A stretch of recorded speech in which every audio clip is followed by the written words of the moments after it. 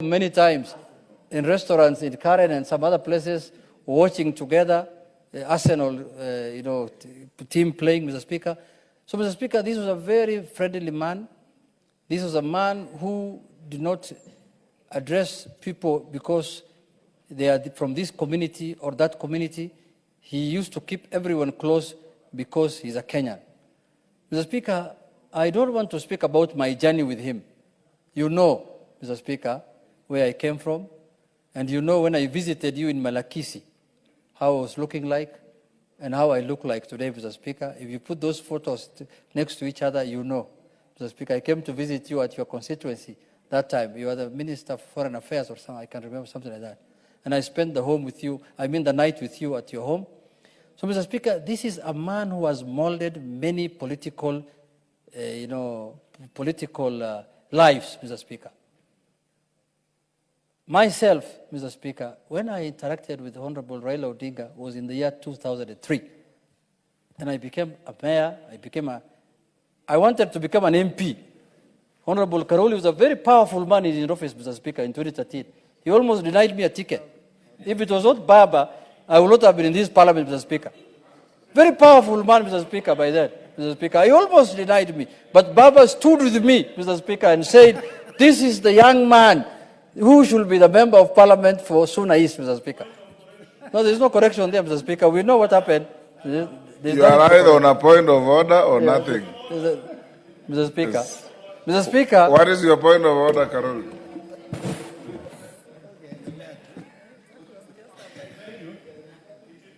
Honorable Speaker, it is true I was very powerful, but I was very passionate about my work. The information the Honorable Member is sharing is inaccurate. He actually lost the nomination. I have an affidavit sworn by none other than the Secretary General of the party then, Professor Nyang' Nyong'o, swearing he was not our candidate.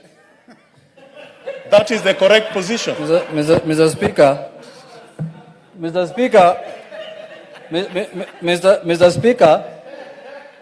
Speaker, now that Honorable Caroli wants clarification, I was running against his uncle, Mr. Speaker, who was 8 years old.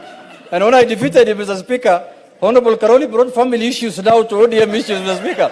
And I defeated him because even in the subsequent election, that was in the nomination. In the real election now, the uncle took another party ticket, another party. And I defeated him in the general election, Mr. Speaker. If he was so popular, he would have won, Mr. Speaker, that. But anyway, Mr. Speaker, that is not what brought us today Caroli, here. We'll leave it there. We'll leave it there.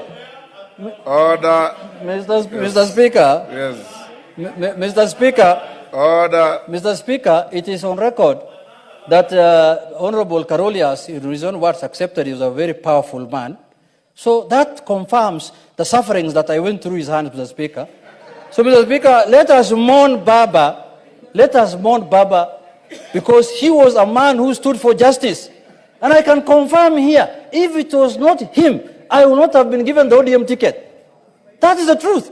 He stood with me. He said, I know. In fact, they brought him a propaganda. How powerful people were he in his office. They went and brought a report that if I am given the ODM ticket, mosques will be burnt, Somalis will be evicted from Bigori. He showed me the report. This is what my office has and my office are giving me. I told him, Your Excellency, Mr. Prime Minister, you remember I have been the mayor for 10 years. How comes mosques have not been burnt? How comes Somalis have not been evicted? Mr. Speaker, that is how Baba was. That is how firm he can stand with the minorities and people who are... Order, Caroli. Mr.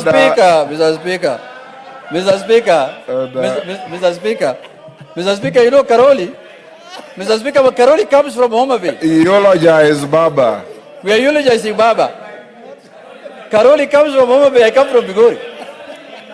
Mr. Speaker, let me conclude. Order. Let me conclude. Mr. Speaker, let me conclude. Caroli. Order. Order, Caroli Omonde. Order. Order, Caroli Omonde. Order, Caroli Omonde. Order, Caroli, you are being disorderly. Order, Caroli Omonde. Order. We are eulogizing a great man. Order, Caroli Omonde.